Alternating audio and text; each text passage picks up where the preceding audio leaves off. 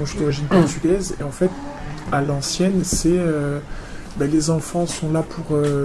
plutôt qu'avoir une place d'enfant, c'est des aidants pour les parents.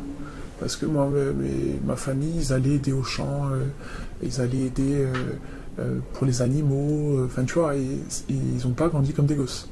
Donc déjà, quand tu grandis pas comme un enfant, je pense qu'à l'âge adulte, t'es pas un adulte construit comme il faudrait. Et il n'y a pas de...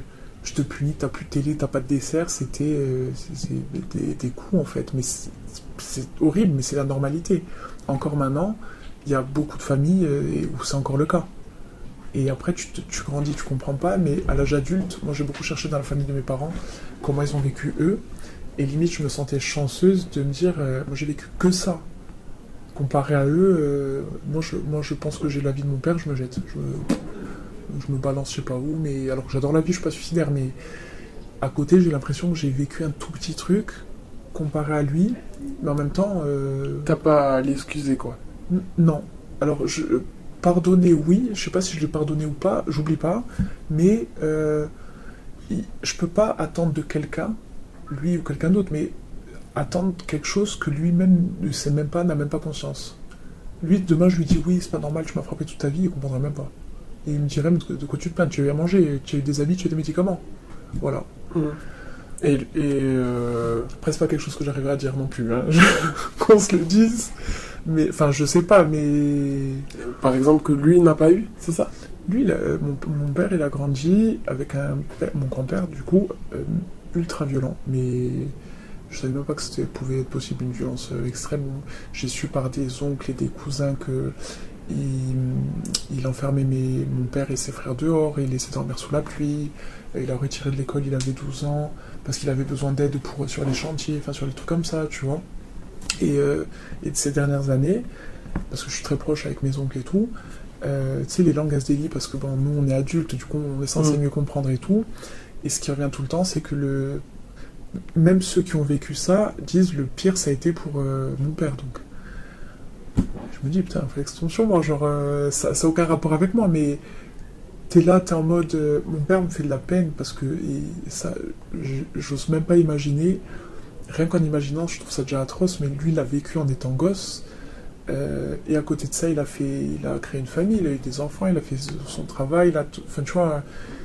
Mais putain, il est fou, quoi. Moi, je suis dans le milieu médical, tu vois, sans psychiatrie, tu te dis, bon, ils ont des pathologies. Non, c'est juste la normalité chez les Portugais. Tu fais pas ce qu'on t'ordonne, c'est pas on te demande, on te demande pas, on t'ordonne. Ou tu fermes pas ta gueule, tu te prends des coups. Et toi, t'es là, et moi, moi, dans ma famille, ça se demandait ce que je fous là. J'ai rien à voir avec personne. Moi, il y a tout le monde qui est là, qui suit le move, tout très, tu vois, tous deux par deux en rang comme à l'école. Et t'as moi qui suis là, pomper up. Oui, qu'est-ce qui se passe? Non, je veux pas. Moi, je dis non. Moi, j'ouvre ma bouche. Moi, je suis celle qui dit. Moi, je suis celle qui prend les adultes à partie en mode. Déjà quand j'étais gosse, hein. Moi, je répondais. Je me prenais encore plus ses coups, mais. En fait, parce que j'étais enfant, en gros, eux, c'est qu'une gosse, elle comprend rien. Mais je me considérais comme être très intelligente. Et en fait, je leur mettais leur nez dans leur merde. Et j'ai dit, mais regardez, rate-toi à l'âge adulte, rate comment tu es, en fait. Et ça plaît pas. Parce qu'en fait, tu te fais rabaisser par une gamine de 7-8 ans. Mais vraiment, j'ai une répartie et qui tue, tu vois. Et en même temps, c'était pas pour être méchante, mais c'était en mode... tu crois que je suis une petite, mais à cause de ce que je vis, j'ai grandi plus vite que les autres, je comprends plus de choses, et déjà, à mon petit âge, je trouve pas ça normal. Je peux rien faire, vous faites quelque chose. Et comme c'est la normalité, personne n'a rien fait. Parce que tes oncles sont comme ça aussi? Certains oui, d'autres non. En fait, t'as vraiment, on dirait, la famille c'est scindée en deux. Entre la fratrie, c'est ceux qui ont reproduit à l'identique, ou pire ou moins pire, on va dire. Et il y a ceux qui...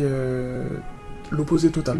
Genre qui, ne serait-ce que lever la voix, c'est impossible pour eux. Il y en a qui se sont convertis en... Enfin, convertis, je sais pas si on appelle ça comme ça, mais en témoins de Jéhovah, alors qu'on est chrétiens de base. Parce qu'ils ont trouvé peut-être une paix ou une tranquillité. Je sais pas, je saurais pas te dire. Mais juste pour... ma tante m'a clairement dit, moi je voulais plus être comme cette famille. En fait, c'est tu te donnes une nouvelle identité à travers une religion, ou un travail ou autre. Et tu as ceux qui sont entre deux ou qui vont en apparence avoir l'air super cool et tout, et que tu t'imagines même pas que... sauf que nous, entre cousins, on disait, ah, tiens, Bleu, qu'est-ce que tu as? Tu es tombé? Non, c'est mon père. Mais tu vois, nous, ah ben moi, mon père, il me frappe aussi, à toi aussi. Ah ouais, bon, alors c'est normal, ok. Et voilà. Et après, tu grandis. Moi, je suis né ici, et j'étais à l'école au village, et t'as les autres gosses, ils te disent, mais moi, j'ai pas de Bleu. Ah, moi, mon père, il m'a privé de PlayStation. J'ai dit, oui, mais ta punition, c'était quoi? Ben, il m'a privé de PlayStation. Tu me dis que tu as 10 ans d'écart avec ton frère, Ouais. Donc tu as qu'un frère. J'ai une grande sœur. Et tu as 3 ans plus que moi, ouais. Et donc, toutes les deux, vous étiez battus. Ouais. Ben, mon frère aussi, mais mon frère, je suis parti de la maison, il avait 7 ans, lui. Donc, toute sa période d'adolescence, je sais pas trop comment elle a vécu parce que, au début, je suis parti pour mes études, après, j'ai pris mon indépendance, je suis parti chez moi, mes 17 ans, je suis jamais retourné. Et en fait, il y a encore maintenant, j'ai la sensation qu'il m'en veut parce que ma grande sœur, je ne me parle pas avec pour d'autres raisons, mais elle lui a mis en tête qu'on allait l'abandonner, c'est la sainte, elle. Je me suis pris plus de coups pour elle qu'à moi toute seule, parce que je la couvrais, parce que toutes les conneries des ados, elle les a faites. Et mon frère, il m'en veut enfin, c'est ce que je ressens, qu'il m'en veut d'un truc que je suis pas responsable. Et t'as beau lui dire, on dirait que des fois je lui dis, mais je t'emmenais partout avec nous en fait. J'étais avec mes potes, t'étais partout avec nous. Et blackout total, il a aucun souvenir. Et je me dis, moi je me plains, mais rate le traumatisme du gosse, que j'ai tout fait pour le protéger et j'ai pas réussi parce qu'il se rappelle même pas. Il était tout le temps avec moi. Mais comme elle lui donnait des sous, lui achetait des cadeaux, ben forcément elle c'était une gentille sœur et moi non, tu vois. Et tu te dis, t'arrives à l'âge adulte, t'as une relation un peu bancale alors que tu essayes d'arrondir les angles parce que tu as plus 30 balais, que tu es une grande, tu es mature, tu es posé, tu as du recul, et en fait ça marche pas parce qu'il se rappelle de rien. Juste il se rappelle qu'on l'a frappé et qu'elle lui faisait des cadeaux et moi non. Je dis, mais tu te rappelles de ça, même mes amis, hein. Mon meilleur ami, des fois il lui dit, quand il le croise et tout, parce qu'on en a parlé, et il lui dit, ah, il me dit, bon, quand je te vois et tout, je me rappelle quand t'étais petite, tu sais, avec ta soeur, elle t'emmenait de partout. Et lui, il dit, la grande. Et il dit, non, je crois qu'il donne le prénom. La grande, il dit, non, ma meilleure amie, genre, enfin, celle du milieu. Et il se rappelle pas. Et mon meilleur ami, il insiste exprès pour que lui voit, enfin, que même des gens de l'extérieur confirment ce que je dis, parce que il s'en souvient vraiment pas, quoi. Et je me dis, il s'en souvient pas. Autant peut-être qu'il croit que j'invente ou quoi que ce soit, il se souvient de que dalle. C'est que dalle. Ça fait peur. Hein. C'est ouf. Et toi, à partir de quel moment tu as trouvé que c'était pas normal ce que tu vivais dans ta famille? Moi, petite, hein, on habitait encore... Mon frère, il a connu qu'une seule maison. On a déménagé, j'avais 5-6 ans, il n'était pas né. Et moi, quand j'habitais déjà dans la maison avant, je trouvais pas ça normal parce que ça faisait mal et que je comprenais pas. Moi, j'ai beaucoup été hospitalisé, donc j'ai pas de souvenir... de ma naissance, mais jusqu'à 4-5 ans, j'ai pas de souvenirs, pas de photos, j'étais toujours hospitalisé. Et en fait, je passe d'un milieu médical traumatique, mais qui me plaisait bien, parce que c'était ma maison, quoi, les hôpitaux. Donc, c'était bienveillant là-bas. Ouais, enfin, je me sentais beaucoup seul, mais enfin, ils sont gentils, mais en même temps, ils me font mal avec les machines, avec les piqûres, avec les machins. Bon, c'était cool, mais c'était pas... Genre, si je pouvais ne pas être là-bas, déjà petite, j'avais compris que si je pouvais me barrer, je me serais barré. Mais j'étais à Marseille, c'était un peu compliqué. Et je rentre à la maison, tout se passe bien. En fait, j'ai l'impression d'avoir un laps de temps où je suis juste une gosse avec sa sœur qui... on fait Noël normal, on a des jouets, on fait la fête, on s'habille bien pour le 31, enfin, truc classique. Et ma sœur tombe malade... Moi, ça va mieux, vers mes 4 ans et demi, je crois, un truc comme ça. À mes 5 ans, elle tombe malade, et là, je deviens la petite sœur d'eux, mais transparente, invisible au possible. Et je dis pas qu'ils sont pas occupés de moi, mais elle, c'était plus grave. Donc c'était elle, c'est la grande, elle, c'est celle qui écoute, qui fait bien les choses. Moi, je fous tout le temps ma gueule, et quand j'ai un truc qui me saoule, je le dis, donc, enfin, un peu la rebelle. Mais rebelle gentille, tu vois, c'était même pas... jamais fait... Mes parents n'ont jamais été convoqués à l'école à cause de moi, jamais insulté, ou je me suis jamais battu, enfin rien de fou, tu vois. Et je m'ouvrais beaucoup ma gueule. Et de là, en âge adulte, je pense que de tous les souvenirs que j'ai, j'en ai quand même pas mal à partir de cet âge-là, je pense que le stress qu'ils avaient et la peur qu'ils avaient pour nous, et notamment ma soeur parce qu'elle faisait des comas ou était transportée en hélico, enfin ça doit être flippant pour les parents, je pense que ça a été l'élément déclencheur, ou alors c'était peut-être déjà avant mais j'ai pas de souvenir, je sais pas. Mais et de là c'était à table on pouvait pas parler, fallait faire ce qu'on disait, c'était limite des petites servantes, tu vois. Genre, va me chercher les chaussures, va faire ci, va faire ça. La télé, c'était la télé de mon père. Enfin, le vrai macho, genre qui rentre. Bon, après, il avait un travail où il s'esquintait le corps et c'est très dur. Ça, j'avais pas conscience à l'époque, mais il partait tôt le matin, rentrait tard le soir, il mettait les pieds sous la table et il allait se coucher. Fallait pas faire de bruit pour qu'il se repose. Mais moi, j'ai trop d'énergie. Moi, depuis petite, j'étais une pile électrique, donc je tenais pas en place. Donc, du coup, ben voilà. Et après, c'était. C'est pas pour des grosses bêtises. Peut-être qu'au début c'était ça, mais après c'était pour tout et pour rien. Genre, si par mégarde je mettais le coude sur la table, ou je me donnais pas droite, ou je posais une question, mais il y avait la télé qui parlait. Genre, la télé parle, je vais faire ma gueule. C'est une télé. Moi je suis humain, tu vois. Mais je sais pas, c'était. Comme une habitude, tu vois, comme... le geste facile. Ouais, voilà. Et déjà en maternelle, alors moi je suis rentré en maternelle en 2e année, mais je sais pas si c'est en 2e ou en 3e année, un jour ma mère m'accompagne et je suis à la bourre. Donc je cours et tout, et la maîtresse elle dit, ou enfin je sais pas qui c'est qu'il y avait, elle dit bon allez un bisou à maman et tu files en classe. Et je dis pourquoi il faut que je fasse un bisou à ma mère j'ai souvent vu les autres le faire, mais je me suis dit, ben, nous, chez les Portugais, on y croyant, on croit en Dieu, ben, gros bisous, enfin, j'en sais rien, moi, tu vois. Ouais. Parce que pas d'affection avec tes parents. Ah non, jamais. Câlin, bisous, même la bise pour rien du tout. Se dire bonjour. Rien du tout. Il y a même pas, c'est même pas un bonjour le matin, donc c'est... Et là, tu t'es petite, tu vois des trucs, tu imprimes beaucoup. Tu comprends pas ce qui se passe dans les autres familles. Enfin, moi, je crois que c'est eux qui sont pas normaux. Je crois vraiment que c'est... En fait, je me dis, ils sont bizarres. Limite, ils sont trop tout mignons, mais être mignon, limite, c'est un truc négatif. Parce qu'en fait, ça, c'est ma psychologue qui m'a réexpliqué.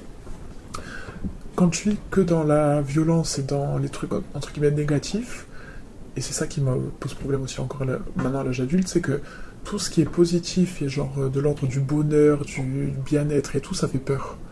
C'est comme s'il y a quelqu'un qui a jamais été battu, demain il se fait agresser dans la rue, il va avoir peur parce que c'est une situation qu'il connaît pas. C'est violent pour lui. Moi, je vais te dire ça, c'est impressionnant.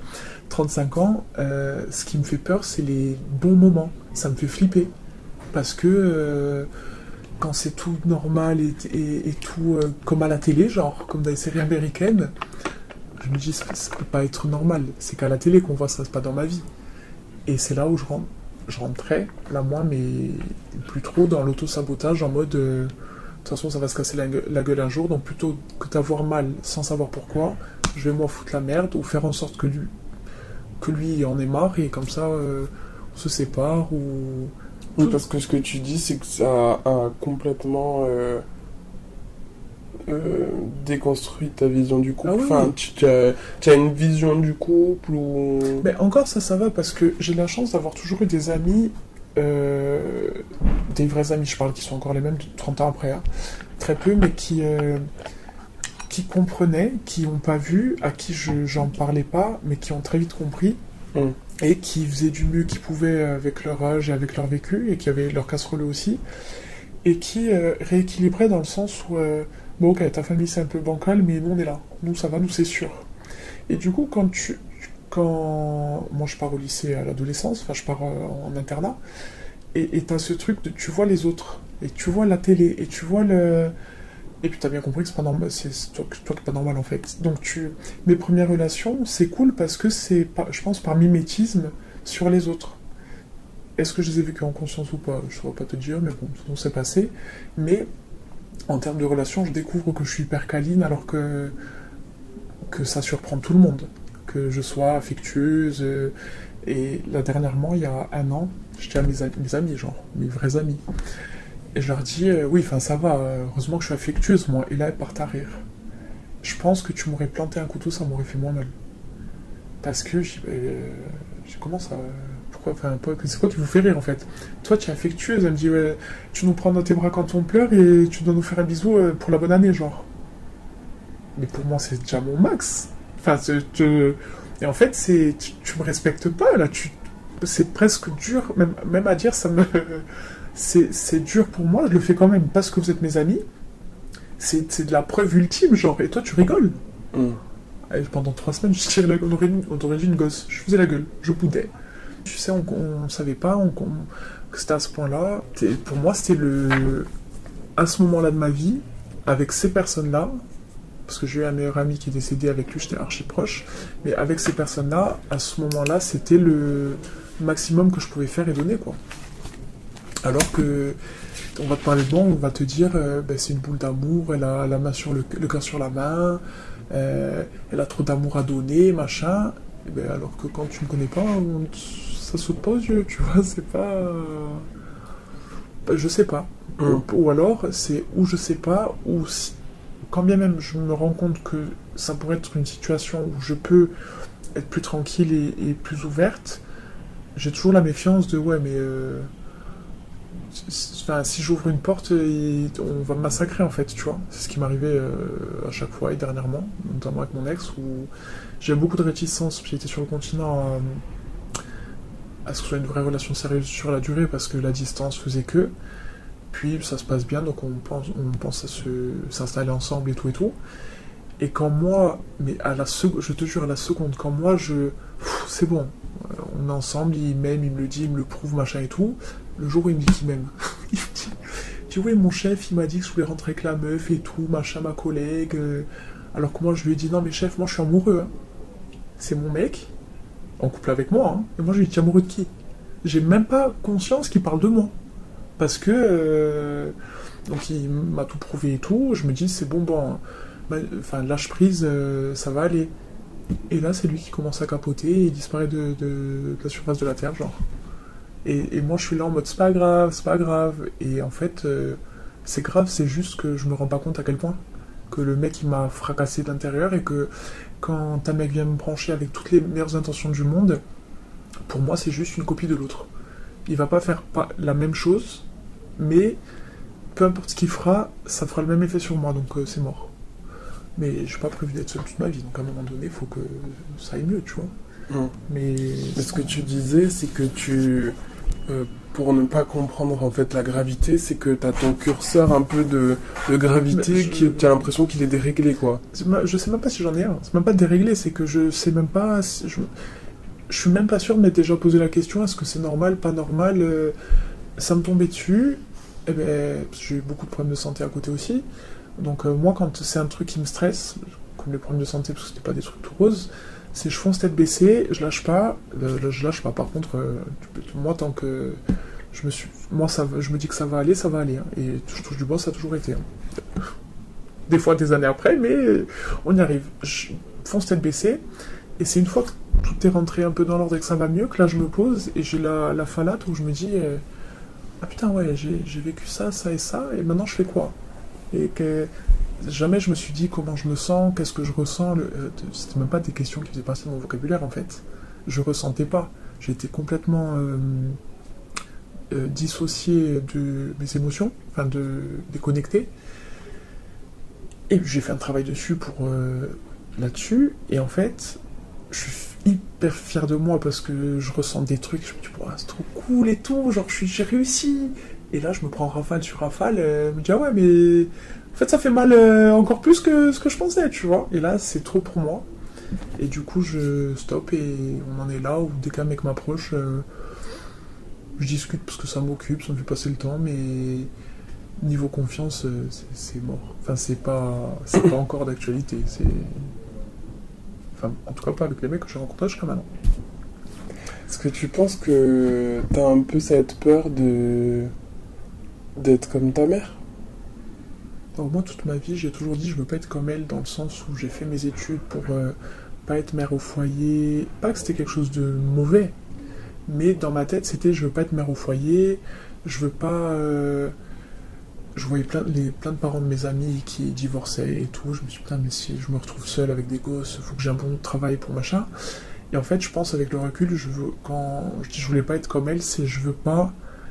En fait, peut-être, je crois que je lui en veux sans même le savoir moi, qu'elle ait rien fait. Mais en même temps, elle était aussi dans la même situation. Mais c'était une adulte. La seule différence, c'est je sais pas ce qu'elle a vécu et j'ai pas envie de parler de ça avec elle et j'ai même pas besoin.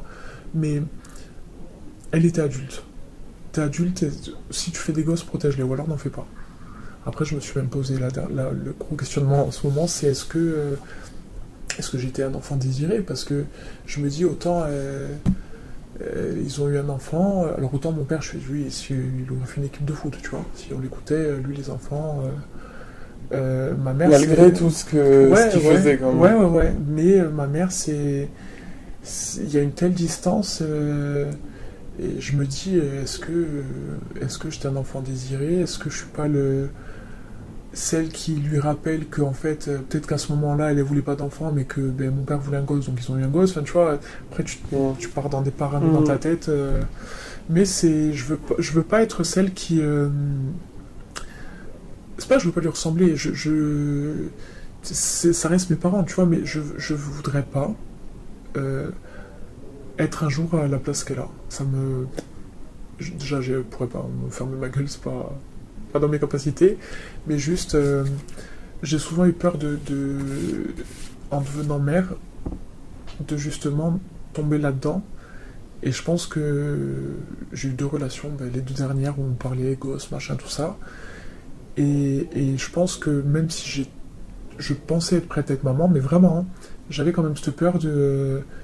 Et si un jour ils me font péter, parce que les gosses c'est des gosses, quoi, ils vivent comme des gosses.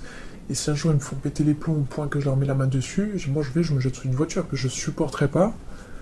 Ou alors je préfère ne pas avoir d'enfant. Mais je me vois pas maman. Donc c'est compliqué, parce que tu sais pas... Tu veux t'engager avec quelqu'un, mais t'as tes peurs, mais tu peux même pas lui en parler, parce que avec le truc qu'il croit que tu sois folle et qu'il se barre. Mais en même temps, il te parle de faire des gosses, et tu es ok avec ça, mais tu te dis, et si... T'as quand même peur. Si je te... Et en fait, ma psy, elle me dit, mais vous avez déjà la réponse, vous serez pas comme eux, vous en savez rien, vous. Elle me dit, mais vous vous posez la question, déjà, rien que ça.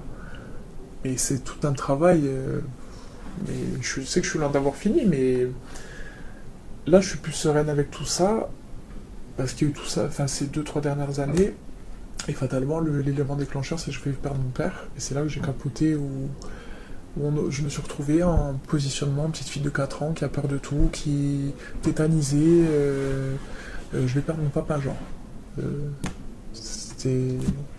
Je m'en rendais pas compte, hein. Mes amis, elles m'ont dit, mais qu'est-ce que tu as? Elle dit, tu es un zombie, genre...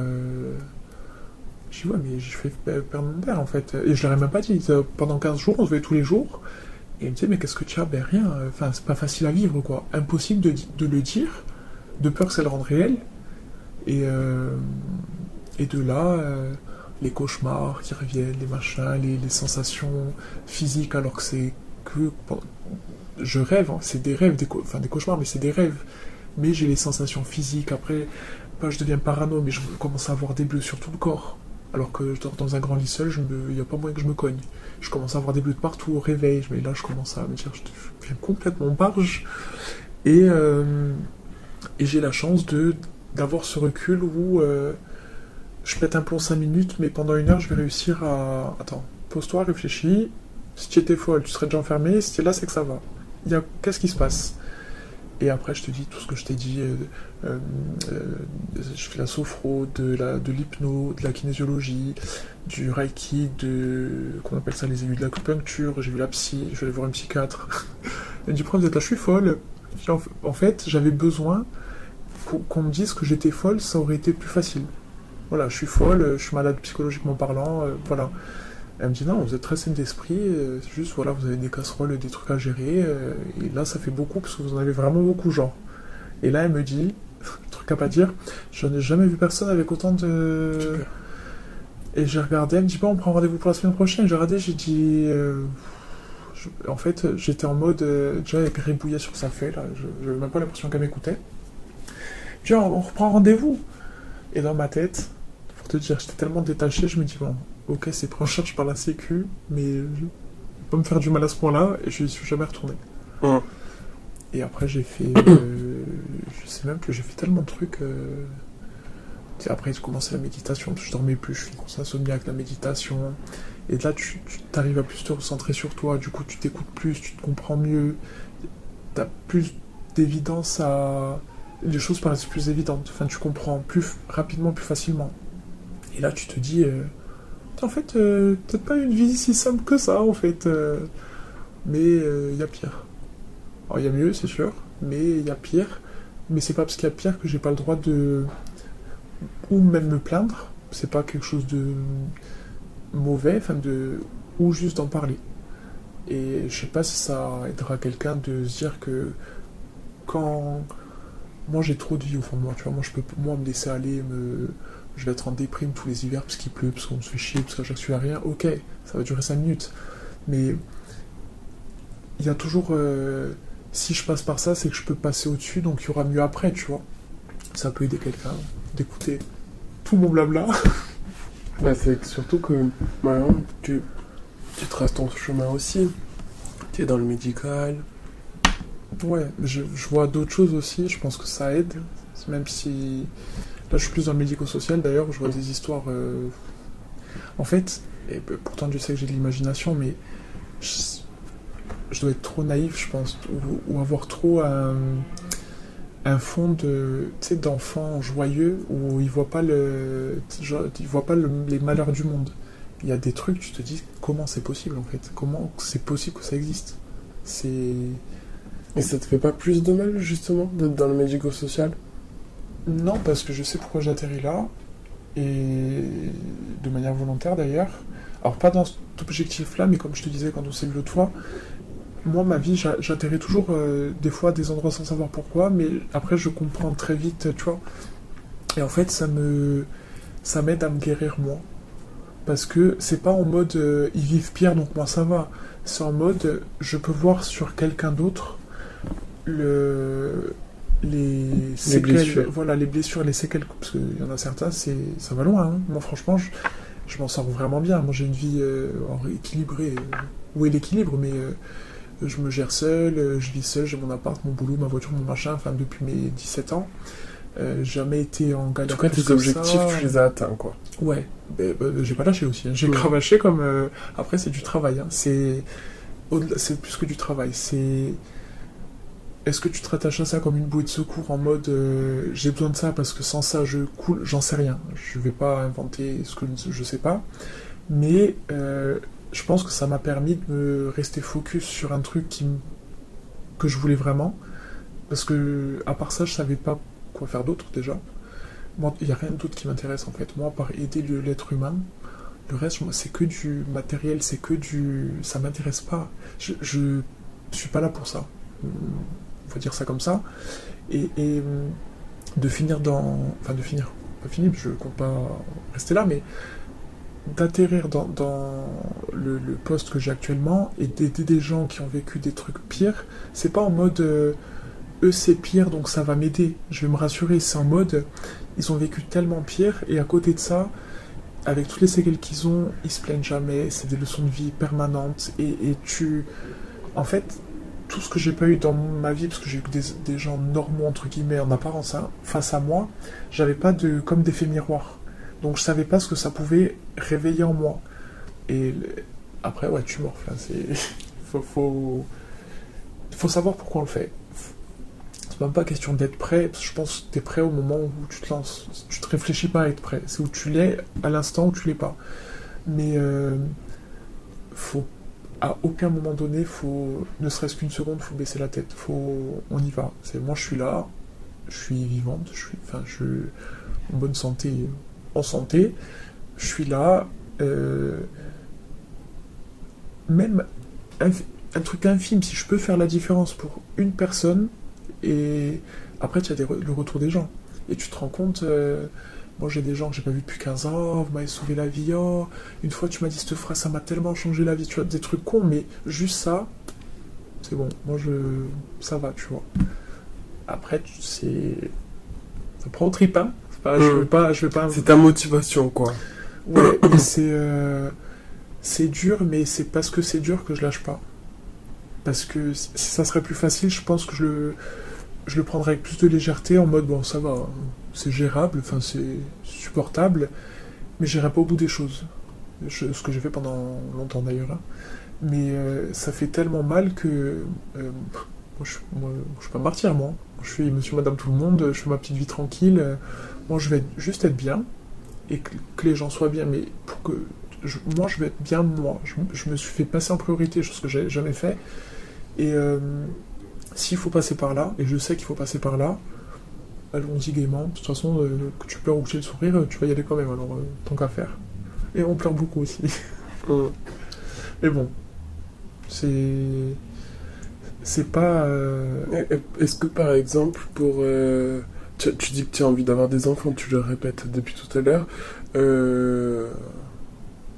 tu te dis ils auront une meilleure vie que moi, donc c'est aussi ça mon rôle, tu vois. Je sais pas. Je me suis jamais posé la question. Je sais juste que. Moi, j'ai pas beaucoup de certitudes dans ma vie. Moi, je suis né, en gros, c'était elle passera pas la nuit, elle passera pas la semaine, elle passera pas un mois, enfin, tu vois. C'est pour ça que je te disais, mes parents, malgré tout, et avec la vie qu'ils ont eue, sans leur chercher d'excuses, mais et avec le vécu qu'ils ont subi, c'est même pas qu'ils ont eu, mais et avec tout le stress que ça peut engendrer d'être parent d'enfants malades, ils ont fait de leur mieux. Et je suis sûr que s'ils avaient pu faire plus, ils l'auraient fait. Paradoxalement, du fait que, tu vois. Mais moi, je veux juste que. Moi, je sais pas demain, je sais pas de quoi sera fait demain, mais moi, je voulais juste aider les gens. D'ailleurs, tous les métiers que j'ai fait, même les petits trucs, ça a toujours été dans le sens de l'aide à l'être humain. Et je vais être maman parce que ça serait comme. Pour moi, il n'y a pas d'échec dans la vie, vraiment, à proprement parler. Mais si dans 100 ans, je dois mourir et je ne suis pas maman, et que je suis venu faire quoi, en fait? Depuis toujours, le seul truc que je sais, c'est que je vais être maman. Et je suis même pas dans le stress où, oui, à 35 ans, tous ils sont fous, là, si à 30 ans, t'as pas de gosse, tu es fini, tu es périmé. Les gens sont plus stressés que moi, ou... Moi, ça va aller, je sais pas, quand je serai maman, je sais que je vais l'être. Après... Je suis contente. Bon, j'aurais aimé être maman. Je vais pas mentir, j'aurais déjà aimé être maman, mais je sais pourquoi je le suis pas encore. Parce que si je l'avais été plus jeune, avec mon ex dans ma dernière relation, j'aurais pas eu tout ce que j'ai emmagasiné jusqu'à maintenant pour avoir ce recul de demain, mon gosse, il me fait un caprice parce qu'il veut une Barbie et un machin, et je lui dis non. Autant j'aurais perdu patience, alors que là, ben, fais ton caprice, si tu veux, mais j'aurais plus ce truc de, tu sais, l'impulsivité de... Oh, il me met tellement les nerfs que... Tu vois, j'ai jamais été violente déjà, donc je pense que ça, c'est cool. Mais c'est ça que voulait te dire ta psy, je pense. Ouais. Tu l'as jamais été, pourquoi tu le commencerais, tu vois? Ouais, mais j'ai pas de... Moi, il y a des moments, il y a des phrases, que ce soit à la télé, dans une chanson, dans un bouquin, il y a des phrases qui vont me sauter aux yeux et que je vais bugger dessus sans savoir pourquoi. Et des fois, ça peut être des années plus tard, dire putain, mais c'était évident. Je le savais, mais je le comprenais pas. Je n'intégrais pas. Il y a des situations, je peux les comprendre. Si je fais une différence avec intégrer. Intégrer, c'est vivre, comprendre et accepter et comprendre toutes les composantes en mode je l'ai compris intérieurement. Je sais ce que ça implique. J'ai intégré l'information. Et ma psy, elle est géniale. Je la vois plus parce que voilà. En fait, j'ai arrêté d'aller la voir parce qu'elle m'a demandé pourquoi je continuais. Et j'ai dit, parce que vous êtes psy. Si je vais pas bien, je viens vous voir. C'est votre travail. Elle me dit, oui, mais quand vous venez, vous posez des questions alors que vous me donnez les réponses. Elle me dit, moi, si vous venez me voir pour que je vous dise ce que vous savez déjà, à part perdre 50 balles, moi, je dis ça pour vous. Hein. Il m'a fallu un peu de temps, mais elle n'a pas tort. Et j'entendais, mais je comprenais pas le vrai sens, tu sais, le sens où qui fait la différence. Et quant à ça, ça change tout. Et là, tu avances. Là, tu prends l'escalier, les marches 2 par 2, parce que Ben, tu comprends en fait. Tu sais que t'as les outils. Ouais.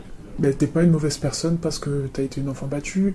T'es pas une mauvaise personne parce que t'as peur de souffrir. T'es juste pas une mauvaise personne parce que t'as un vécu différent ou pas génial. C'est ce que tu fais de ta vie, je pense, qui fait la différence en fait. Après, est-ce que c'est une force, est-ce que c'est un caractère, est-ce que c'est un...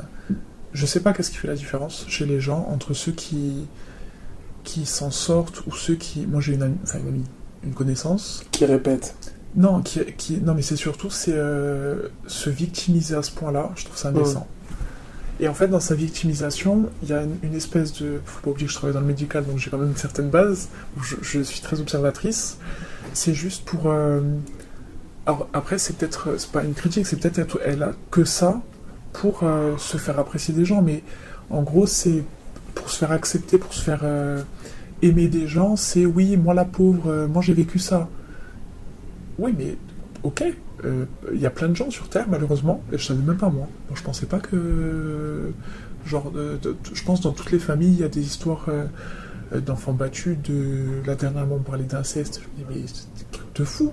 Enfin, que tu vois dans les journaux du nord de la France, tu vois, des histoires atroces, et toi t'es là, t'en parles comme si t'avais acheté une baguette de pain, en mode oui, moi mon père il était alcoolique, moi la pauvre j'ai mal vécu mon enfance, faudrait tout me donner sur un plateau d'argent. Ben va travailler meuf, bouge-toi les fesses en fait, fais quelque chose. Arrête de... En fait c'est malaisant, parce que c'est... Je me fais de la peine. Déjà, je me dis, putain, la pauvre, j'ai envie de la secouer en mode... Réveille-toi. Fais quelque chose, c'est bon. Tu l'as vécu il y a 30 ans, t'es encore dessus maintenant. Tu te rends compte qu'il y a un problème. Va chez les spécialistes si tes amis, ta famille n'arrivent pas à t'aider. Mais c'est la facilité de... moi, la pauvre. Et moi, ce discours, j'arrive pas. Moi, les gens qui se victimisent... Au début, j'étais là, ouais, mais tu sais, c'est dur pour eux, ils savent pas faire autrement. Il y en a, c'est le vice. Et ça, c'est moche. Parce qu'il y a des gens qui souffrent vraiment. Et il y en a qui se servent de ça et... Pas très... Je sais pas... Je trouve ça... gaufre, en fait. Je sais même pas les mots, c'est... Donc, il y a les personnes qui vivent des situations traumatisantes, qui soit disent ben, je veux pas reproduire le même schéma, ceux qui le reproduisent, t'as les personnes qui se victimisent et n'avancent pas. Oui, mais elles se victimisent, et je peux comprendre... Alors moi, j'ai jamais voulu être une victime sans en avoir conscience.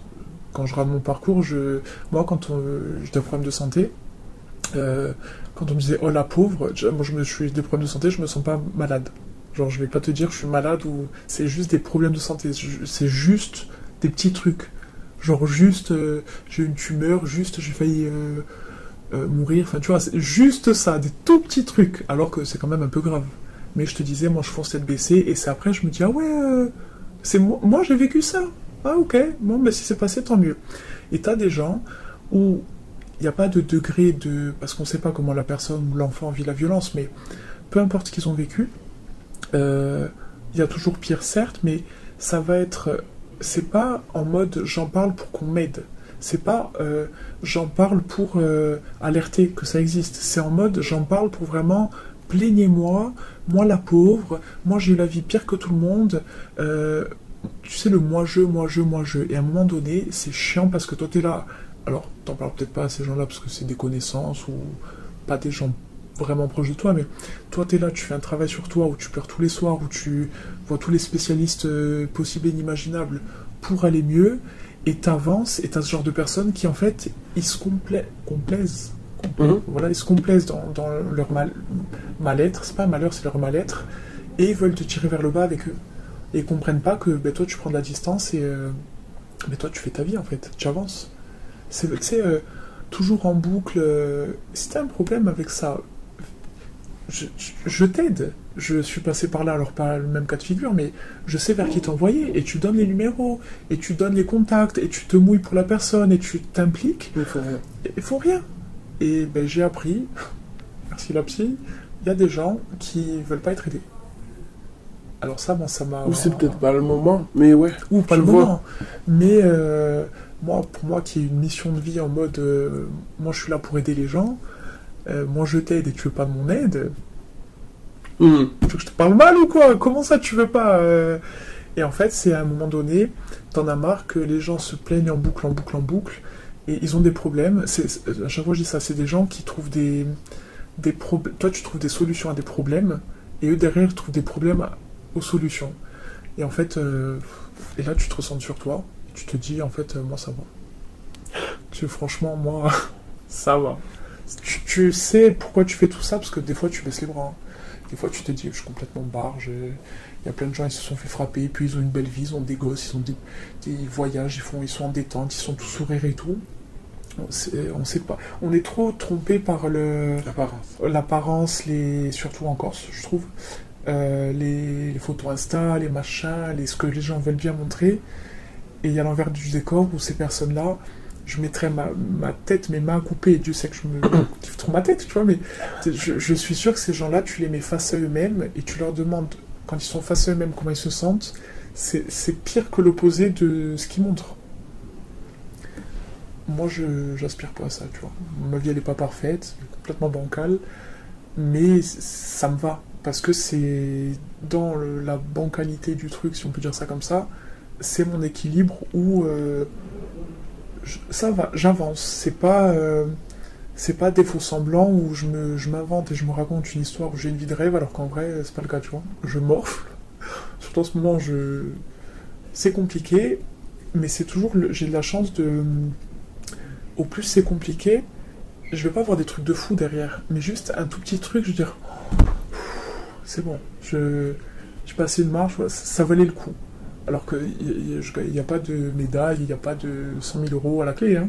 Mais juste tu sais, on dirait que tu as plein de cadenas de la tête aux pieds et t'en fais sauter un à chaque fois, tu vois. Rien que ça, c'est cool. Tu les sens sauter. Je sais pas si... Ouais, je sens que je m'ouvre plus aux gens et de manière plus saine, j'ai moins peur j'ai pas peur des gens, mais j'ai moins peur que les gens me fassent souffrir, parce que j'ai fait plus confiance, mais parce que du coup je gagne plus confiance en moi aussi, et il n'y a pas faut pas généraliser, heureusement que j'ai jamais fait, il n'y a pas que des enfoirés sur terre en fait, il y a beaucoup de gens bien, c'est juste que quand tu vas à droite, des fois il faut à gauche, du coup pour se croiser c'est compliqué, mais il y a toujours des rencontres, comme là tu demandes rien, et en fait je pense que quand tu es honnête avec toi-même et recentré sur de quoi j'ai besoin là maintenant, même si toi tu sais pas où aller, des fois ça tombe dessus par hasard, alors que c'est pas tellement hasard, mais et ça t'aide à avancer en fait. Moi j'ai avancé comme ça jusqu'à maintenant. C'est ce qui fait que je me retrouve face à toi aujourd'hui.